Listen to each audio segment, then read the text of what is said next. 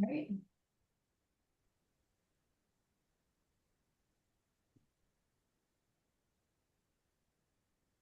We'll just wait a little bit for everyone else to settle in, and then we'll start the presentation in about a minute or two.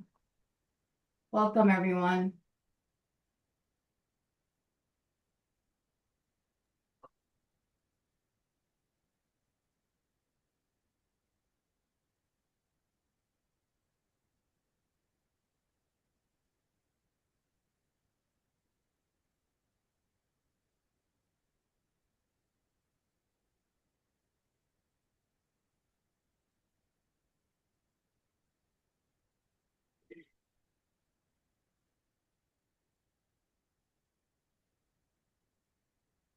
Corey, should we just wait a couple more minutes?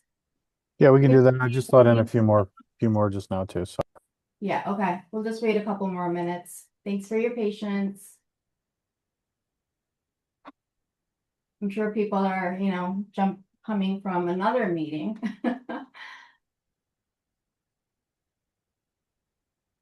Tom, you could, share some dad jokes if you have them. I mean, when Keely was talking about audit season, I had all the audit you glad jokes pop through my head, but I saved those for another day. So, No.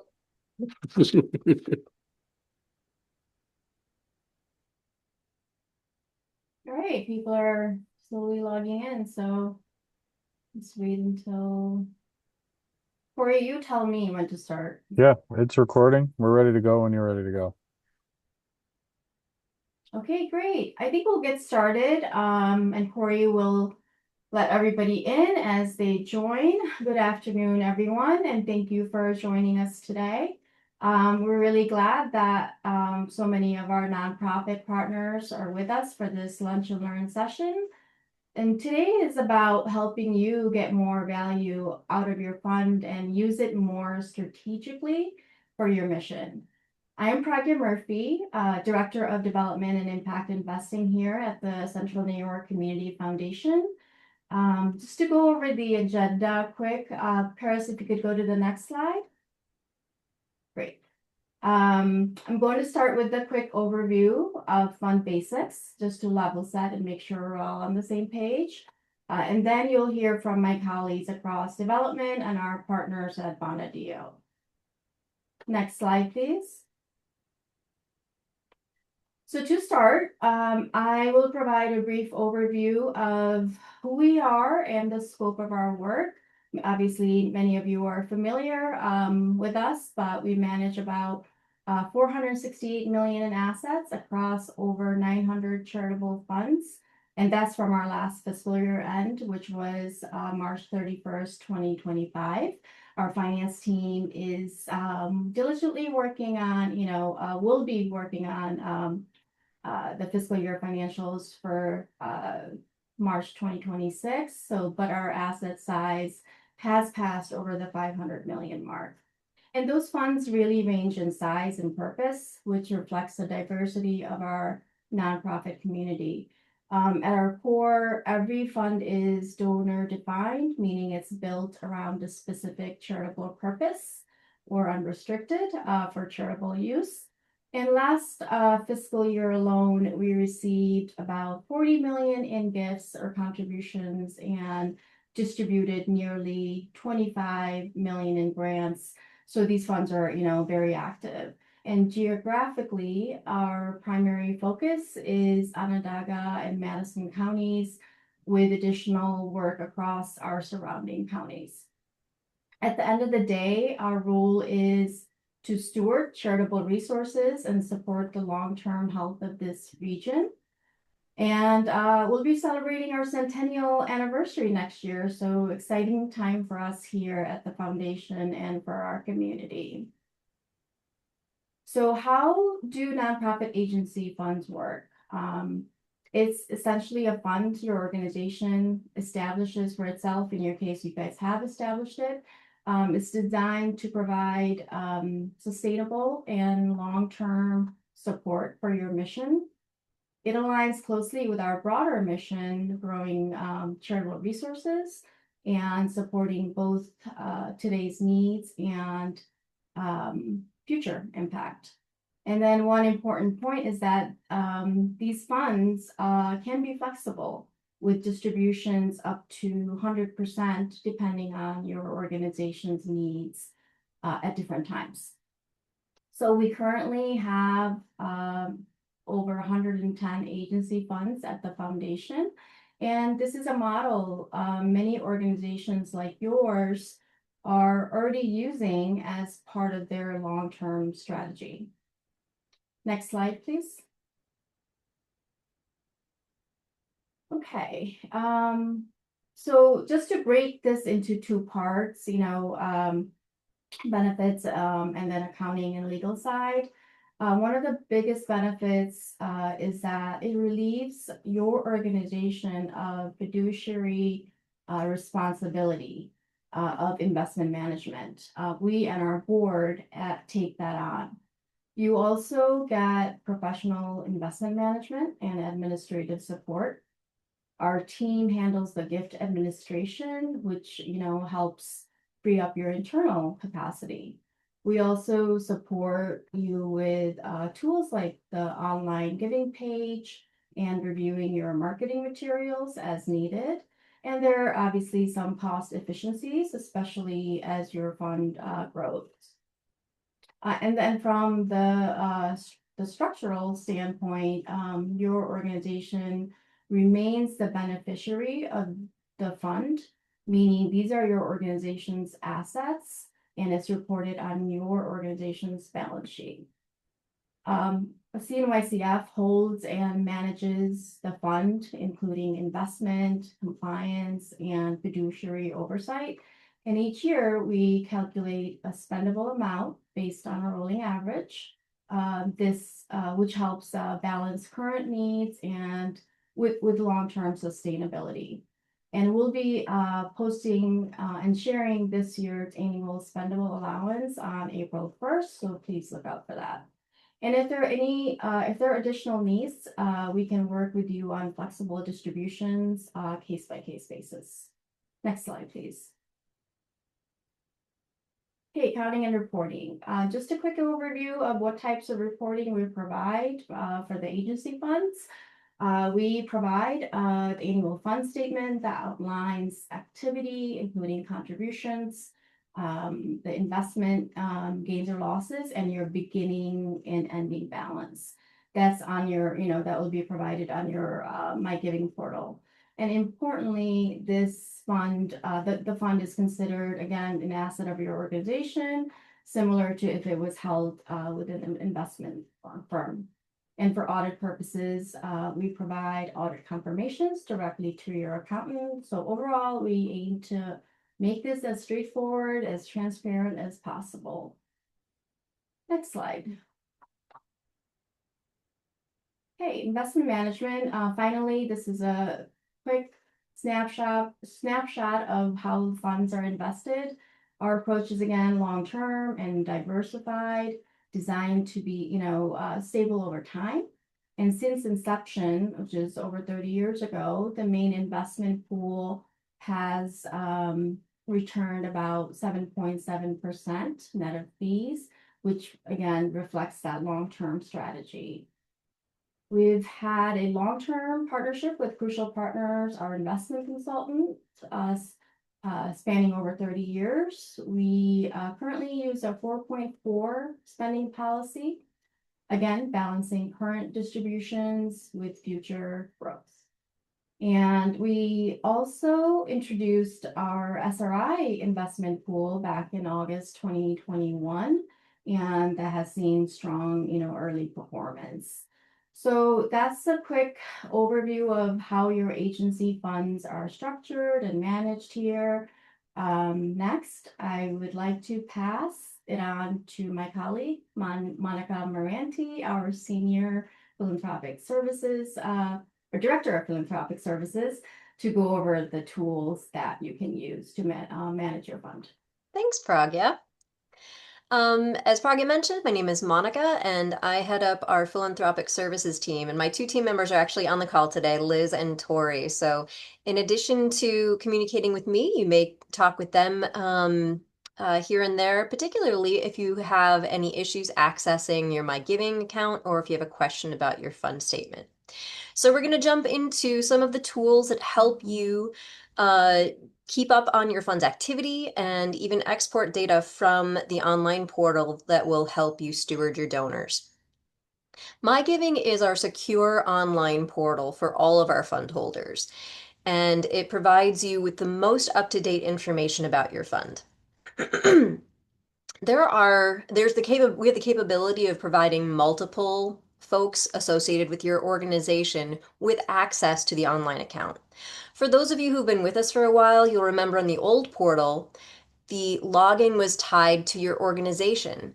With our new software, it's actually tied to individuals. So your email is what links you to the system. So you may have board members who want to take a look at My Giving. You may have your CFO and your CEO who both want to track fund activity. That's fine, and we're happy to accommodate that. One thing to note about My Giving is that you can't request distributions through the portal. So if you are looking to take a draw from your fund, either in the spendable balance amount or beyond that, which requires some additional documentation, you want to reach out to us via email at donorsupport@cnycf.org. Fund activity is displayed on a calendar year cycle, so January to December, and the fund balance that you see on your account actually it includes investment activity in that amount. And if we hop to the next slide, you'll see that on the landing page, there's a statement down here that says for funds that participate in our investment pool, which agency funds do, your fund balance includes returns through January 31st, 2026. As soon as we book our allocations, our monthly allocations, we update that date on the My Giving site so that you know that the fund balance you're looking at includes returns through that date. I think that we're ready to jump over to the next one. Thank you so much. So once you are in your account, and you can access My Giving by going to our homepage, cnycf.org, and clicking on donor login at the top of the page because your agency is a donor to us, you'll reach that homepage that we just saw. And for those of you that just have one fund with us, it'll bring you right to your fund summary dashboard. If you have multiple funds with the Community Foundation, you'll need to click on the name of the fund that you want to view the dashboard for. But this is what the main dashboard looks like. You'll see on the left-hand side, there are some menu items, fund summary, donations, grant history, and resources and documents. We'll touch on those briefly each. You can see when the fund was created, what the current balance is, and that spendable balance. Now, this particular fund that we've got up here has a spendable balance of 0. That means that this agency fund has already taken their annual distribution. If you log in today and you see a spendable balance of anything other than 0, that means that you haven't taken your entire spendable balance for this year. And as Pragya mentioned, we'll be recalculating our coming fiscal year's spendable allowances on April 1st, so those will appear up on your account on April 2nd. Anytime you have questions about your spendable balance or aren't sure if you've taken part or whole of it, looking at grant history will show all of the distributions that we've sent to your agency from your fund. A neat feature is under the donations to my fund section are donation reports. This tool allows you to filter and export lists of donors who have contributed to your fund, and that's especially helpful for stewardship purposes. So when you click on donations to my fund, you'll see that filter and export, those two buttons on the right-hand side, which will allow you to export a CSV or Excel file with the names, addresses, and gift amounts of anyone who's given into your fund within a certain period that you define. And lastly, resources and documents is where you'll find fund statements and other relevant files. So let's dig into that a little bit on the next slide. When you click on resources and documents, you'll see two tabs. One is fund statements, and that's where we publish your statements of activity for your fund. And files is where we share files that you've requested, like, for example, your fund agreement that established your agency fund. If you request that be uploaded, we're happy to do that, and we can share that to your account under the Files tab. But this is where you'll go to find your statements of activity each year. We publish statement activities for all of our agency funds once a year, and the default is to publish them in February, which is when we publish our statements for all of our funds, reporting on the period of January through December from the previous year. Let's hop over to the next slide and talk a little bit more about that. One feature that our new software allows is for us to provide annual statements easily for agency funds whose fiscal year isn't on a January to December cycle. So if, for example, your fiscal year ends in March, like ours does, and it would be better for you to report out to that on your board with a statement of activity from April through March, let us know, and we'll make sure to publish that for you as soon as the March returns are in each year. Let me just take a look at what else I wanted to say about this. Another feature that is kind of neat with our new software is that you can get a notification email anytime someone makes a contribution into your fund. We talked a little bit about that donation report that you can pull. If you're looking for more up to the minute notification of when someone makes a gift into your agency fund, we can make that arrangement for you. And it's tied to each user of the account. So if your development director wants to receive those emails, but your CEO doesn't, that's okay. We can make that configuration on your fund. Overall, MyGiving has the most current transaction information for your fund, so it is the go-to place when you're looking for transactional fund activity. Let's take a closer look at our fund statements. I wanted to just share a sample of one of our fund statements and kind of go through the different sections just so everyone knows what to expect and what they're looking at. Beginning balance is the value of your fund at the start of that reporting period. So as we mentioned, if your reporting period aligns with your fiscal year and is April to March, that beginning balance is as of April 1st. Contributions and other additions are the donations into your fund. Investment gains and losses is the summary activity for that reporting period. And that's summarized again, that's totaled again in revenues. Grants paid are all of the distributions to your funds to your agency during that period. And remember, your agency is the only organization, the only nonprofit that can receive money from your agency fund. Support fees are outlined below that. And then your ending balance way down at the bottom is the balance of your fund at the end of that reporting period. And that number is important because that will come up a little bit later in the presentation when we hear from the folks from Bonadio. So that's a quick overview of some of the tools that will help you navigate our online portal and answer questions about your fund and keep up on fund activity. But if you have any questions right now, I'm happy to answer them.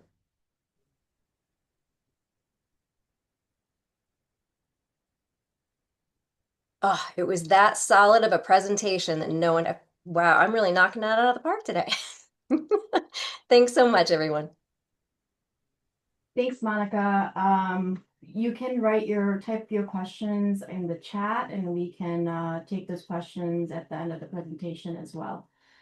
Next, I would like to invite our Bonadio partners, Keely and Hines and Scott Trobert. Pragya, before we jump to them really quickly, there was a question in the chat. What are support fees for? Sure, I can answer that question. Hi, Harvey, how are you? It's good to see you today. Support fees are essentially the cost of having your fund with the Community Foundation. As Pragya mentioned at the beginning of the presentation, our support fees for agency funds are a full 0.25% lower than they are for our other funds. Let's see, are there any other questions in the chat or? Nope.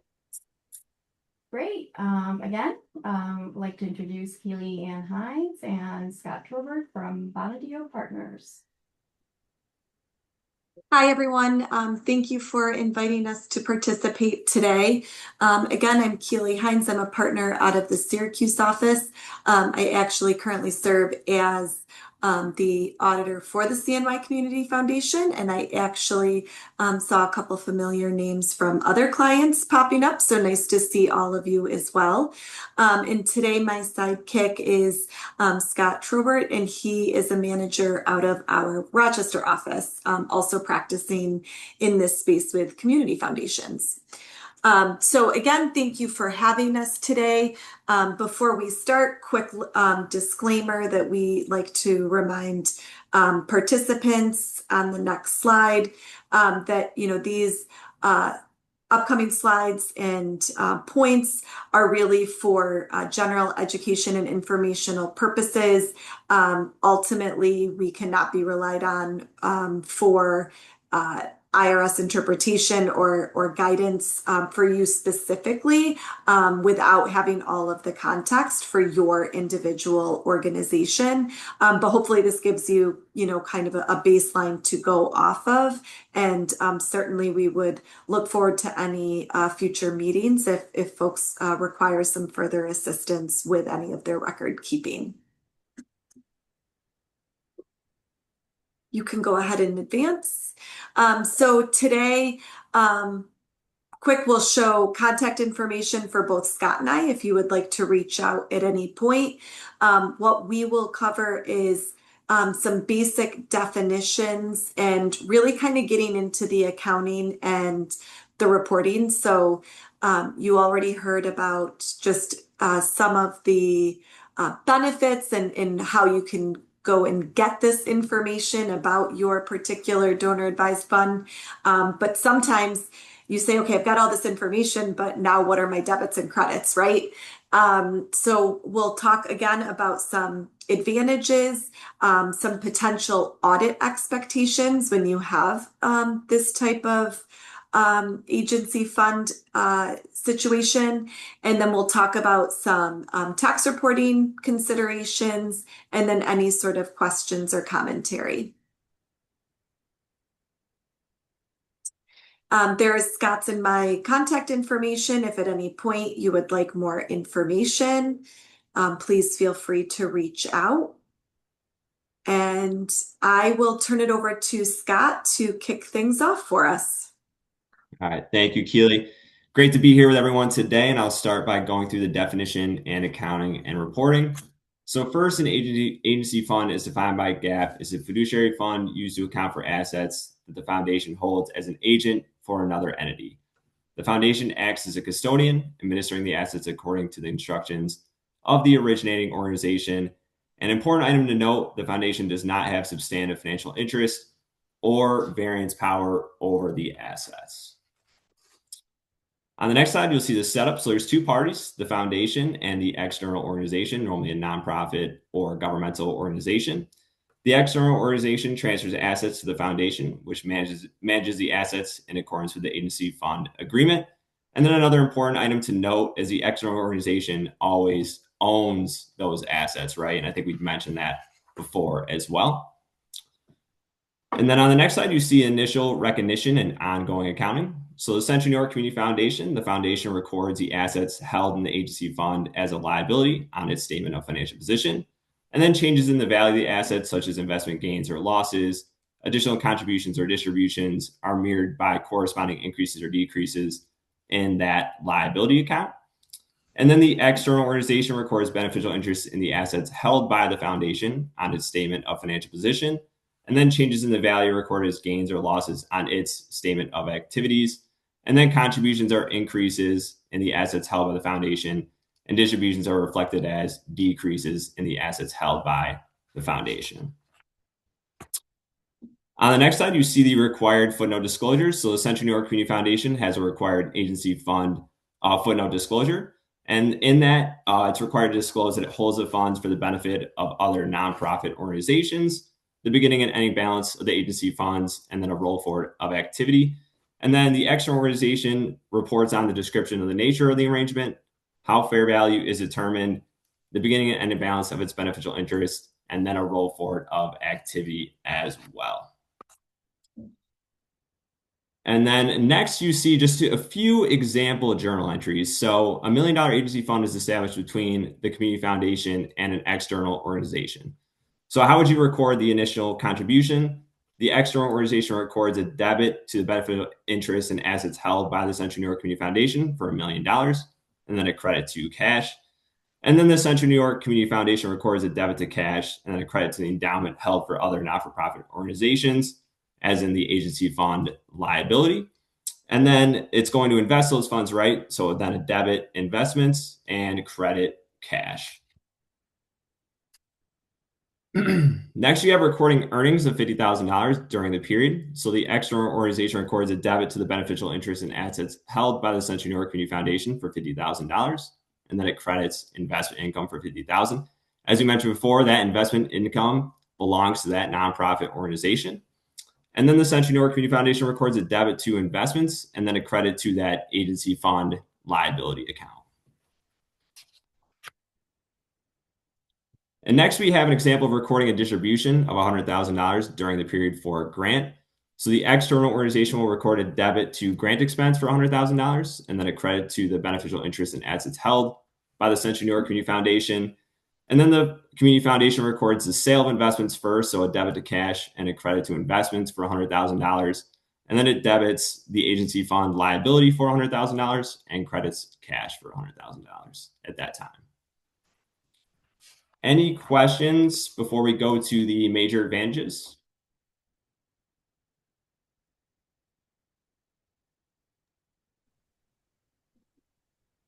Thanks, Scott. And I think, again, one of the primary takeaways, and it's already been said, is that, again, for you third-party organizations electing to participate in this type of arrangement with the community foundation, you keep these assets. These are yours. So even looking back to Scott's initial entries, you're really only moving that cash to a different asset line, right? So if you're just thinking about, okay, how does this impact our financial position? And it doesn't. You're moving it from one asset to another, and then you're still recording the earnings from those investments on your books. So it's really no different than if you were holding that cash. However, by leveraging the help and the services of the CNY Community Foundation, some advantages come out. So let's advance to that next slide.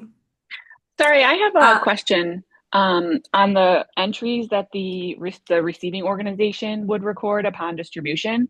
Wouldn't there be some cash entries as well? Because we get a check from the CNYCF when we record a distribution.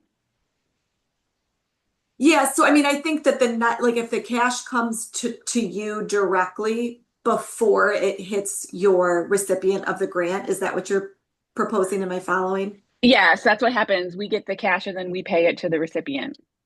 Yep. So really the net effect is going to remain the same, right? Because the cash will come in through the door and then the cash will go back out the door. So really what the revenues and the expenses will remain the same, right? Like you will have recorded that grant related expense.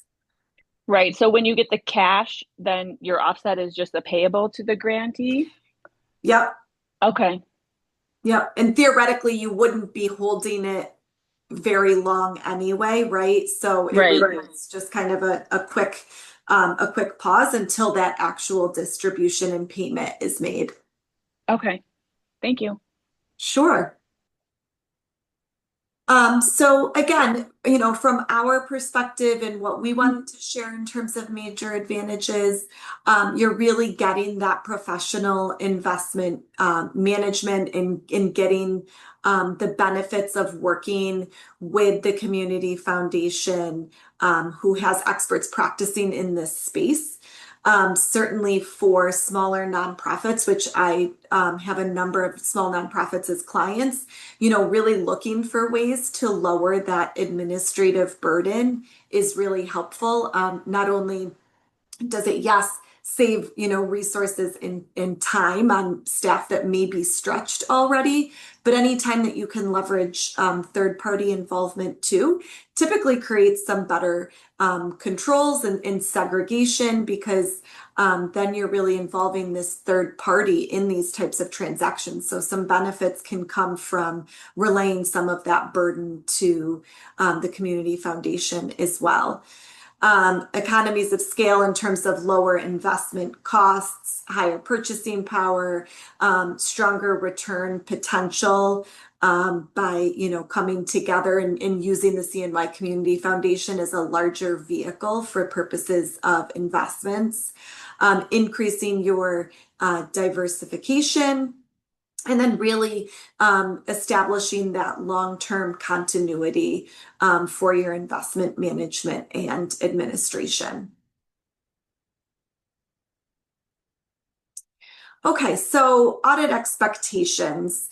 Really what I think is important to remember, and please go ahead and advance to the next slide, is that, yes, Scott and I both serve as auditors, but really the determination of those audit procedures will be based upon your individual audit firm and your circumstances. So to just kind of pause real quick and back up, an audit firm is going to perform a risk assessment and determine what audit procedures are appropriate to respond to how your organization works. And that could be considering your internal controls, your materiality levels, and how many dollars are being invested and held by the community foundation. So a number of factors are driving exactly how the auditor may choose to test and to what length. But this gives you kind of a general idea of the types of things that may be asked. I thought it was really great that you folks got to see your donor portal and that screen. That's really a nice kind of one-stop shop for a lot of that information. So right out of the gates, my suggestion would be to make sure that you've got that username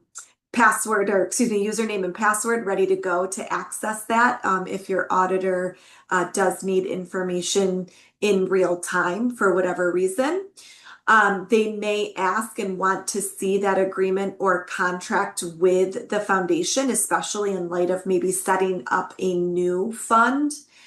They'll certainly want to see that statement of activity, again, which you folks can obtain on your donor portal. So we would, as an auditor, would want to see that beginning balance, plus those contributions, less the distributions, as well as fees, and then of course any net effect from the investment gains or losses.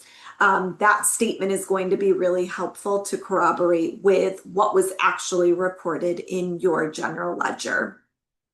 I thought it was great that the Community Foundation is really willing to collaborate and respond to confirmations from the auditor. Sometimes an auditor would prefer to use that as part of the audit strategy. So if the auditor would like to have that confirmation, the Community Foundation will respond to that, and that provides further audit evidence to that firm. And then they may ask for specific support for annual contributions and or distributions. So if a grant was given to party X, they may want to see more information in terms of, well, who did it go to and when, and are there restrictions around the use, things of that nature. Okay, some high-level tax reporting considerations. So this is under the assumption that these are nonprofits filing a federal Form 990. So if you could advance to the next slide. So initial contributions or future contributions to the fund are not considered a charitable contribution or grant. So I like to think of that as you're simply taking a pool of funds and setting it in a different account to hold. So that's not the organization making a grant or contribution. You're merely taking those dollars and putting them in a different spot to hold before you decide to make a contribution or a grant. Income generated from the assets held by the foundation is to be reported as income. And I think if you hit the mouse, an arrow will pop up on this screen. Hopefully, there we go. Yep.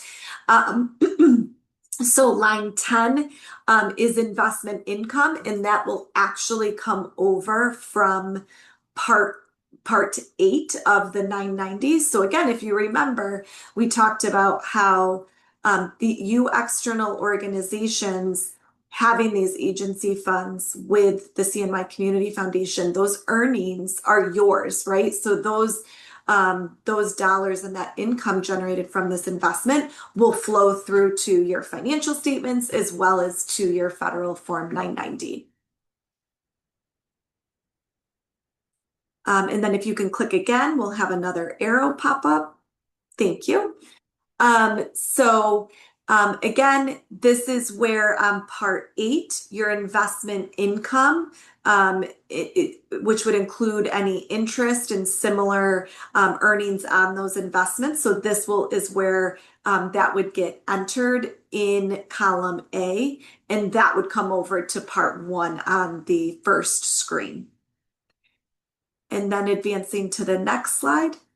And if you can click one more time, one of the required portions of the 990 is part 11, and it's a reconciliation of the net assets.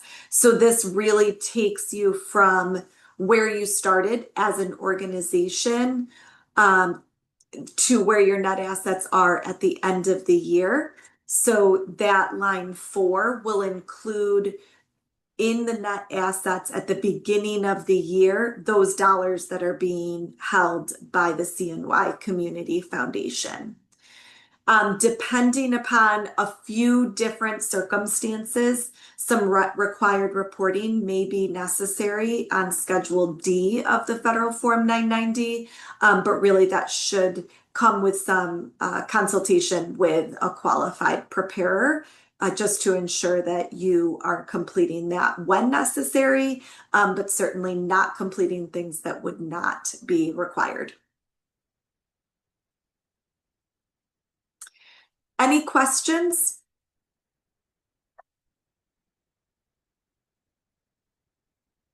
Corey, did I see something pop up in the chat? Maybe not. No, it was just Monica giving an update. Okay.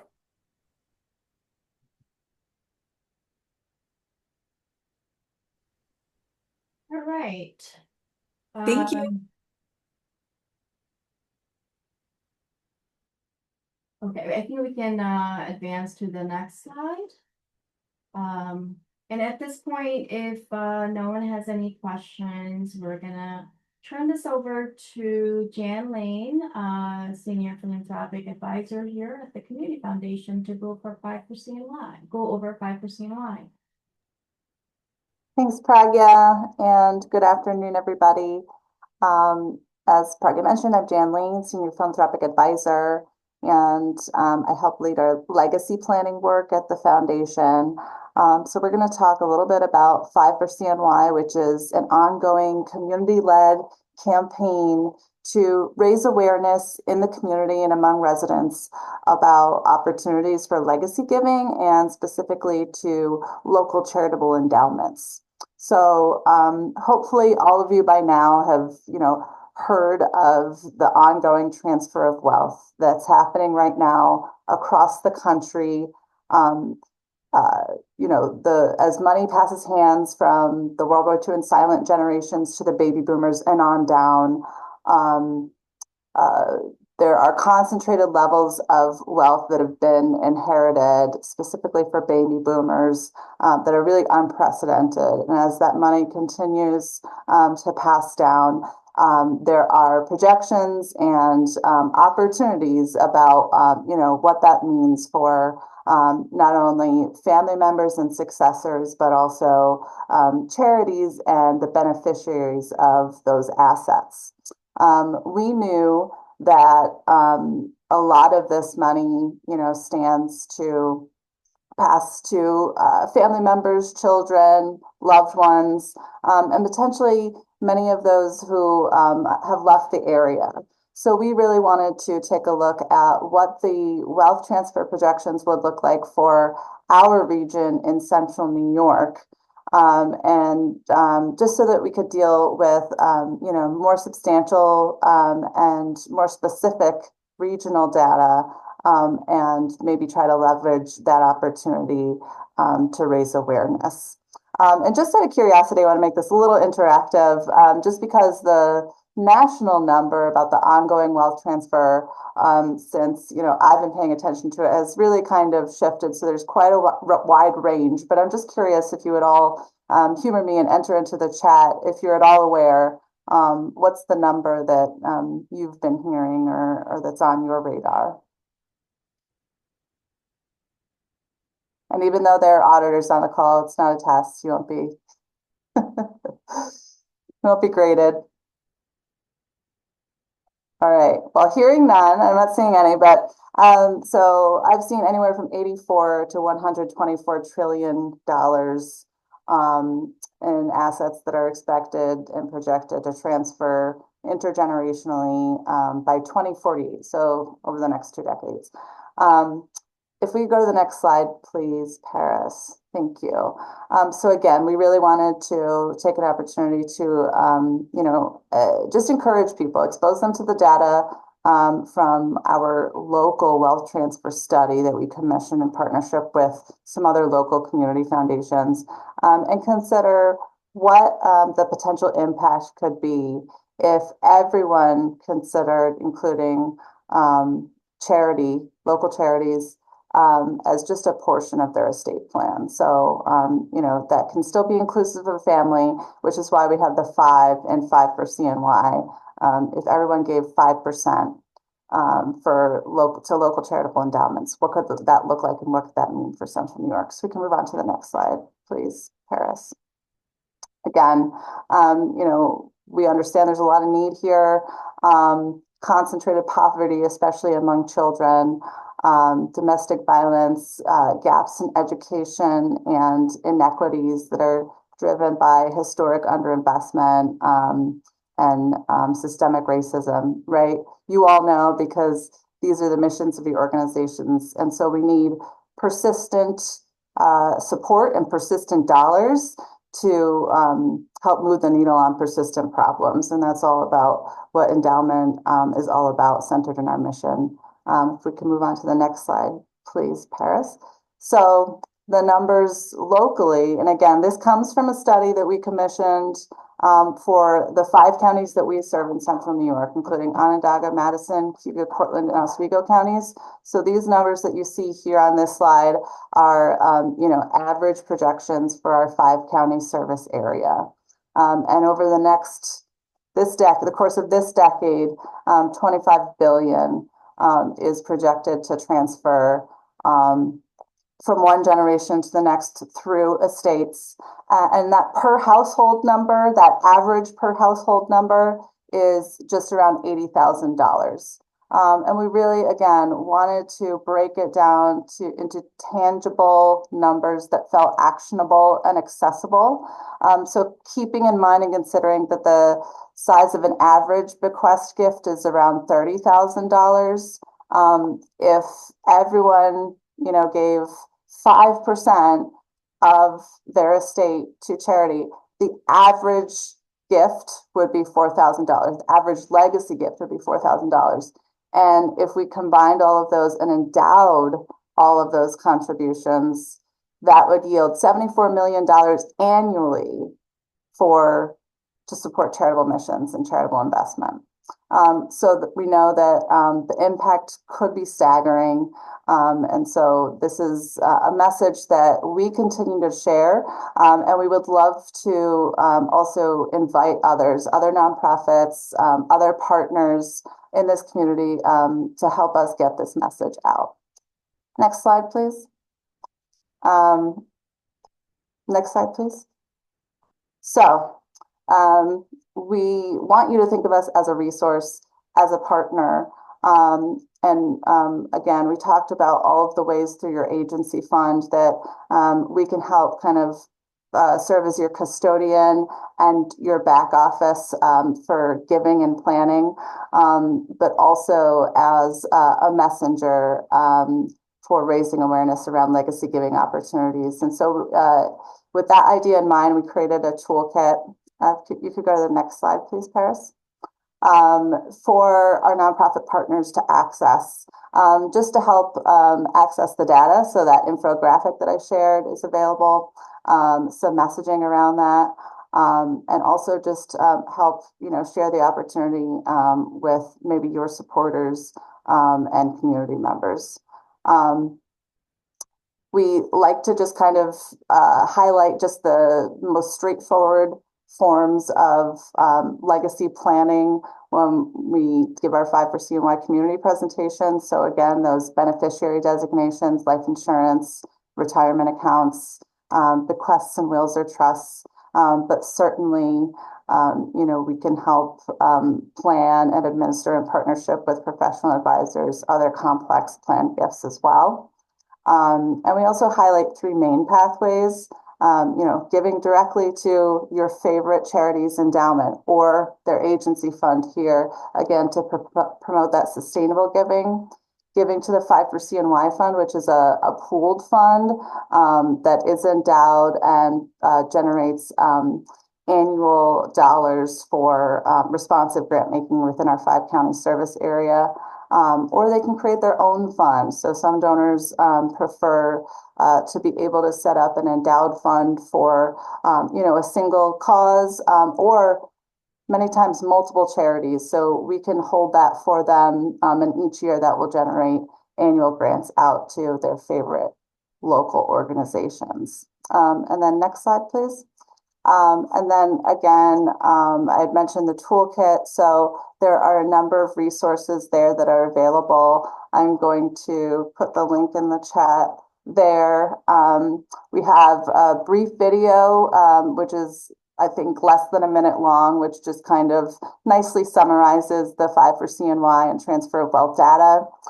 We are available to give presentations to your board, to your supporters, to share out about this data and the 5 for CNY opportunity, as well as different plan giving and endowment resources. And with that, I'm going to pass it over to Tom to dig a little deeper into some of those concepts. Thanks, Jan. You can go ahead to the next slide. So plan gifts are just basically any gift that has a component that's in the future. They're, as Jan mentioned, they're usually just relatively straightforward parts of retirement or estate plans, like a beneficiary designation or a bequest or an item in a trust that's designated for a charity. All of these, though, require collaboration with advisors. There are more complex tools that you can use for plan giving. Sometimes a person, one of your donors, might be interested in creating an income stream for themselves in retirement, but they want the end results of that income stream to go to charity. And there's a couple of tools for that, like a charitable gift annuity or a charitable remainder trust. Sometimes they have other needs of wanting to be able to pass assets to the next generation, but they want to do some support for charity in the meantime, and a charitable lead trust might be a tool for that. All of these are tools that we can assist you and your donors with. And ultimately, what we want to do is be able to let you say yes to your donors and make gifts happen that may not have otherwise been within your capacity to do. So, the other the other aspects of this is that planned gifts can have complexities in the tax aspects of them. And so we want you to be able to prioritize developing the relationships around asking your donors if they want to support you in this way, and letting us be the ones that help you with, help them and their advisors, work through the complexities of the tax law and finding a gift and a design for a gift that's right for them. We know not everybody has that planned giving capacity inside their development teams. But you as fund holders get to use our capacity. So if you go to the next slide, a simple example of the tax aspects, for example, is just simply which asset you pick, a person picks to support charity versus which asset they decide to pass to their heirs. And in this example, you can see that depending on what is selected, the remainder to the heir could be significantly affected by taxes and reduced. And when you choose a way that's tax efficient, you can have maximize what goes to charity and to your heirs. So if we head to the next slide. Complex gifts, planned gifts are both things that you as fund holders can simply connect your donor to us. Like if somebody comes to you and says, I've got this stock, or I've got this real estate, or I've got this cryptocurrency. We even recently had an agency fund that I don't believe is on the Zoom today with us, but they had a donor that wanted to donate a trailer park, and we were able to. We weren't able to do that one ourselves, but we have national partners that we work with that we were able to connect with and make that gift happen. So, we want you to be able to say yes, and absolutely don't hesitate to just engage us. We'll be glad to support getting a gift made through your agency fund. And those gifts don't have to remain in the agency fund. Part or all of the gift could be distributed as a pass-through. So if the gift comes in and it's for a specific thing that doesn't, and doesn't belong in the agency fund, we just send you the check with the proceeds from that gift. Another thing we can help you with is help you talk to your constituents about this. If you want to create materials about planned giving and you want to be able to share those, we're absolutely happy to share best practices. We'll even help you practice outreach conversations with those board members or staff members that are going to be making those connections and outreach to donors about those. Help you get comfortable with those words and comfortable with what that feels like. And for any gifts that are pointed to the community foundation for the benefit of your agency fund, we'll actually do that administration when the time comes, when that person passes away. And that also takes a burden off of your team, because otherwise, if it's designated to your nonprofit, your team and your attorney will have to deal with that estate administration work. Whereas if it's designated to the community foundation for benefit of your fund, we would be the ones that would be doing that work. And we do that all the time. We have, probably a dozen planned gifts coming in through estates at any time. So we're definitely comfortable with that. So I'll pause there, ask if there's any questions, and then let Pragya round us out. Sure. Does anybody have questions for Jan and Tom, either about the 5 for CNY, how, to partner with us on that campaign, that effort, and also different ways to incorporate planned giving for your organizations to engage your donors? I think we just put some, questions out there if, like, I think we've addressed most of these questions that are on here about, do we still owe the money? Yes, it's your assets, and about access and liquidity.